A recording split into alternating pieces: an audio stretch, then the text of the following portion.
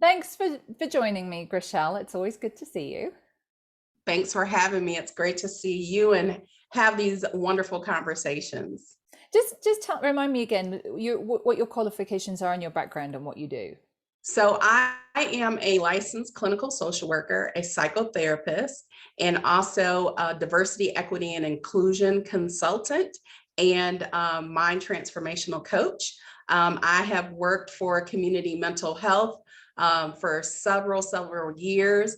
I was a home-based therapist, but also a co-occurring therapist. So co-occurring means that your client has a substance abuse problem as well as a mental health problem. So that's co-occurring at the same time.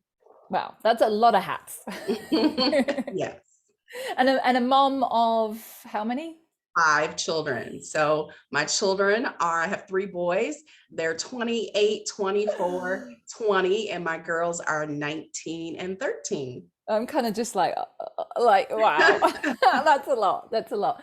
So we've been having conversations about the whole kind of mummy drinks wine Mhm. movement. I want to call it a movement because it's not like an organized movement. It's more of a kind of trend, I think is a Right. better. And it came to my attention a few years ago. I mean, my kids are 10 and 7, and I just, it's cute, it's harmless, and I'm not against alcohol, not against women or mothers drinking. There's a time and there's a place where Mhm. that can all be appropriate. But this always really niggled me. It felt like it was gaslighting women. It felt like, being a mother, we're told all these things, we can have everything, but we have no support. And so Right. like have tequila, have wine, have vodka. But it also feels like, you kind of get this pushback like, oh, you're just a killjoy, or you're just being, and again, I'm not like against mothers or women drinking, but so I would see this.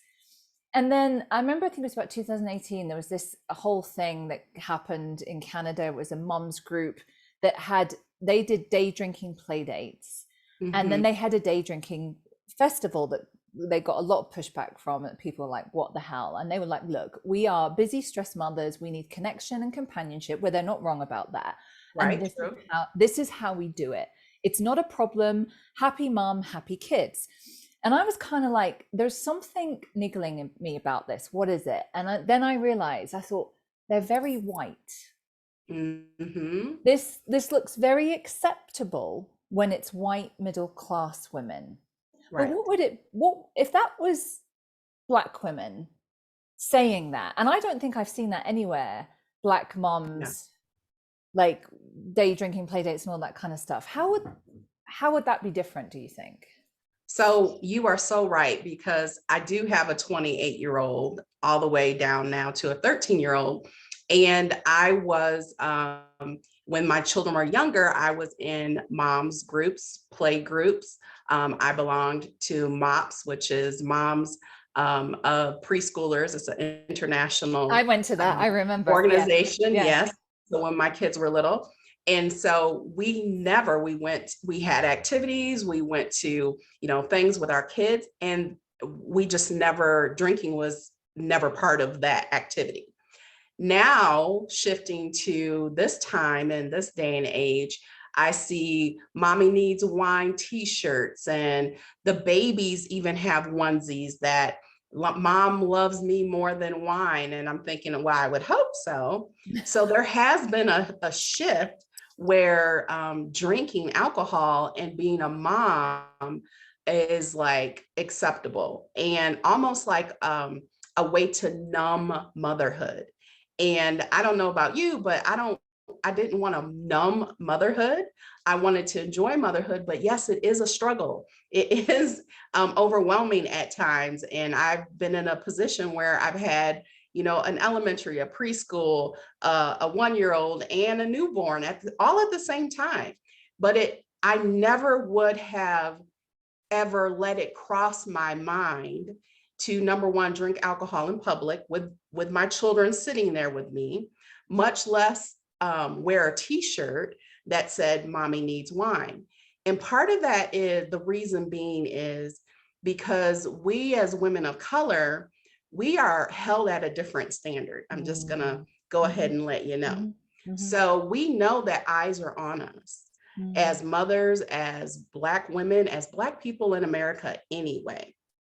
So we would never want to draw unwanted attention to ourselves by putting ourselves or our children in a position where someone could judge us and possibly even call Department of Family and Children's Services on us, because the consequences of that would be different than it would be for a group of white women drinking in public at a sponsored event with their children. And so the resources might be given to those women, but for us, DFACS might be called and we could have the threat of our children being taken away from us. Mm. So there is definitely a different privilege that comes along with that for sure, like you were saying. Yeah, and I was at an event Monday night with it was a fundraiser for my kids' school. It was an Mhm. evening event in a bar, and there was a free drink included in the ticket, and that was wonderful. You know, it was Right. great to hang out with other parents, parents who had a drink or two. Lovely. You know, that there was no problem with that whatsoever. What we're saying is it's the kind of more day drinking play date, and there's a difference between there's almost, I feel like, a hierarchy, right, of um not just color but also class, Class. Yes, for sure. because For I feel like in England, like if you, like in London, you've got your mummies kind of hanging out during the day having a glass or two with the kids, and if you transferred that to like Toxteth in Liverpool, which is quite a very working Mhm. class, low income area, and if those women were white, they would be seen differently, but then underneath that would be Black women, would be judged Mhm. even harsher. So there's quite a lot of white privilege in this, and I don't think we're talking about it. I don't think so either. And the stigma that can come along with um, for Black women and women of color in general, um, the stigma from being seen as an unfit mother Mm, is frightening for us sometimes. And mm, so we know we can't do certain things. Just like I tell my oldest sons, growing up when they were teenagers, we lived in a white, predominantly white community. Their friends were white, and I would have to tell them, you can't do what your friends do. mm, You can't lip off to the police. You can't run. You can't, if you get pulled over, you have to keep your hands in a certain place. So we're raised knowing there's a different standard mm, that not only can get you in trouble, but in those instances can, your life is in threat. mm, So we would never want to put ourselves in those positions. We have to think about those things as women of color and mothers to protect ourselves and our children. mm. And I don't drink, but if I did, I don't think that would ever occur to me. I don't think that I would think that at all. I think that I would, we're in the park or we're in the whatever, what's the big deal? I know that that would never occur to me to have that kind of extra, like, how will this be perceived in the Right. way that you're saying that you did. It's interesting because you've raised two generations. You have do Mhm. you have millennials and Gen Z, do you? Yes. So have you seen a difference in that from when you Absolutely. had littles and now when your other ones were little? Yes, absolutely. And I think the world, what you see in society and I see in society, Black people now, if we could be in the park barbecuing, we could be in Starbucks, having with our laptop and be told, to leave if you're not meeting with someone. There's just different scenarios that you see in the news all the time now that we literally call it, driving while Black, walking while Black, Mm. doing anything while Black. Parenting Eyes while are Black, drinking while parents, Black. exactly, parenting while Black, drinking while Black, going anywhere while Black. You have eyes on you, and we know that. So we're not going to go one step further and bring unwarranted attention to us Mm, by doing something, especially as a mother. We're there to protect our children. And mm, so we don't want to do something that could get mm. them, in harm's way or have them taken from us. That is always in the back of our mind, always in the back of our mind. So do you think, so tell me about a little bit about when there is a drink problem in the family and it is a white family or a white mother versus a black family and a black mother, Mhm. how would they then be, and it was coming to attention, whether Right. the white family, it was coming to the services attention. Do you think there's a difference in how they are then treated when it's being, Yes.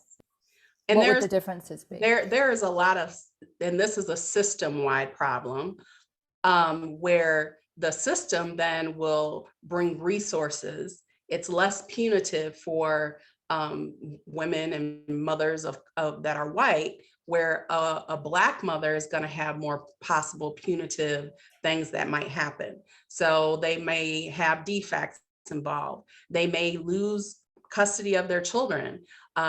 Where a white mother, resources may be given. So maybe Mm. they're going to get therapy or be able to, go to rehab, something like that. And those resources being provided, it's a lot less punitive that I've seen. So my experience when I was working alongside social services, and it was predominantly in a white community, I don't recall that I had any black clients. Um, when there was addiction in the family and social services were brought in, I would always say that they'd be like, "They're going to take my kids away. They're going to take my kids away," and I would say, "Look, Fear. nobody wants to do that. This is a good thing because now there's resources. Hmm. Now you're on the map, and what we want to do is support you and help. There'll be funding. There'll be, maybe we can get you into this. Maybe we can get you some help with that or whatever." Like I always try and presented it in that way to Hmm. them. But what you're telling me is that more or less would be the case with a white family, but with a black family, maybe not. You can't guarantee that.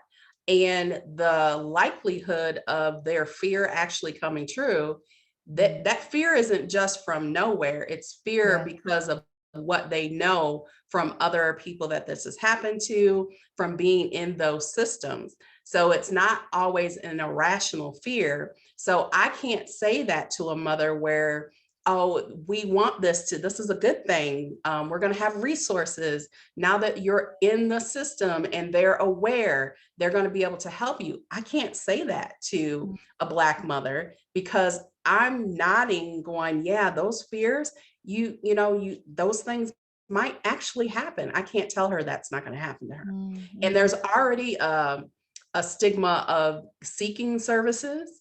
And so by not feeling like you're going to have the same outcome, you don't want to seek those services. And that's sad because those services can be very, very helpful for So, families.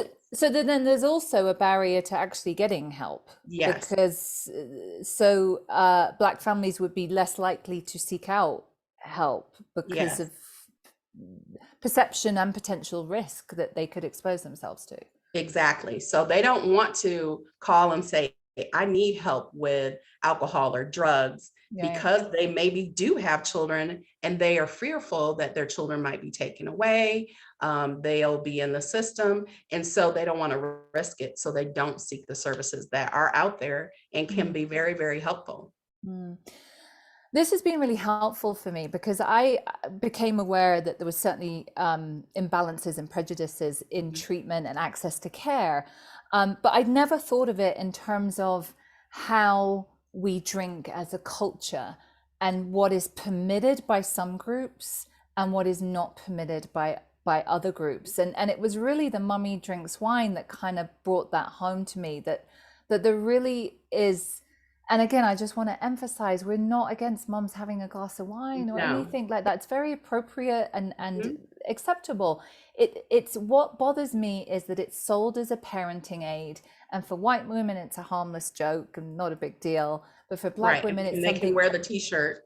yeah. I don't think I've ever seen a black woman wear No. a t-shirt And if like you that. even look and see the ads, you're not going to see a black woman. I couldn't find one even in the ad with the t-shirt on Yeah. to Yeah. sell it. It's just Yeah. not going to happen. Oh, I'm going to share this with you. You're going to die. So I showed you my Instagram the other day where there Mhm. was this delightful little wine company that had co-opted feminism to sell wine, and they had written a book about why Mummy loves wine. It sold out and I couldn't get hold of it. But A there's another, children's book. oh, a children's book. Mummy drinks wine because of you. Yes. And Now, there's what this, is that child thinking about themselves to have a book, their mother read that book to them? and I won't read all of it, but let me read you just a little bit. My children mentioned I drink a lot of wine. In fact, they say I'm drinking all the time. They asked me recently what they should think. Answered them honestly, you're the reason I drink. And there's a Oh, very it's cute whining. picture of a white mom in a nice bath with a glass of red. Um, Remember that time you kids messed up the kitchen? I had to drink wine so I wouldn't start bitching. And you Wow. know, and what this really irritates me, and it goes on like that all the way through. You know, there's a picture at the end, you know, and then right at the and all the way through. I mean, it's like several pages, 20 pages of mom, you know, kids messing up, mom being like drinking. And Uh-huh. then right at the back it says, "We hope you enjoyed our humorous take on trials children can sometimes cause us in life. We believe that having some wine to relax at times can be beneficial in surviving the craziness of day-to-day parenting. But please understand that over-dependency on alcohol can be a serious problem," and etc. And then it Well, at says, you know, least they put that in there. they did, but I also feel like this is not what that's showing. That's showing No, a mother who's drunk right. and not in control. And you're saying, oh, it's just a harmless joke. And it's this whole messaging about mummies can drink, but not too much. Because if you cross that line and become a drunk mother, then you are like the Then you're worst of bad. the worst, But right? who would read that to their child? Can you imagine if that was a black would No, if that was a black woman in a black and these were black kids? I that don't would think, be all over the news. wouldn't it? Hmm, Like it these would. terrible, terrible, like, yeah. So the thing, And here's the other thing that for me, I think about what is the perception? What are we saying to our children that I need to drink wine to even deal with you? yeah, Because you're just being a child and doing normal things. I need to drink wine to deal with the and have to cope with you. And mm, so that message, I think, is just that's more hurtful and harmful to me than what the women are doing. Is what yeah, is the message to the children? yeah. And I just noticed this on here. It says a humorous look at Mommy's Little Helper, and actually, there's a historical, a long history of mothers promoting an anesthetic to mothers, like anesthetizing Mhm. women against the reality of their lives, right back to like Mother's Little Helper, and that, like this is a long history Yes. of like packaging this to kind of just subdue Mhm. women. You have some suggestions about what we Yes. could do instead. Can you tell us what they are? I am all about making sure that, as a mom of five children, yes, there there were many hard days for sure. But I'd rather instead of promoting, a book or, mommy drink some wine, let's talk about some actual things that would be really helpful to a mother in everyday motherhood. And one of the things that I want moms to know is it is okay to ask for help. It's Hmm. okay to ask for help from your partner. It's okay to ask for help from other people. It's okay to ask for help, for hired help. And I didn't even tell you this the other time when we spoke, but there's an article that has come out because a Black woman, a mom, had a baby, and she hired a baby nurse to help overnight so she could get sleep. And the backlash, Veronica, that this mother got because she hired someone to take care of her newborn so she could sleep was ridiculous. And I thought to myself, if she were a white woman that hired a baby nurse to help her, would there have been that backlash? Oh, I could name you 5 people I know right now who did that. Exactly. And I'm gonna tell you, I don't know anybody, a Black woman, I can't name one that has hired a baby nurse to help them sleep through the Wow. night. And I want to say that, that's okay. Ask for help. If you need to hire someone, it's okay to ask for help.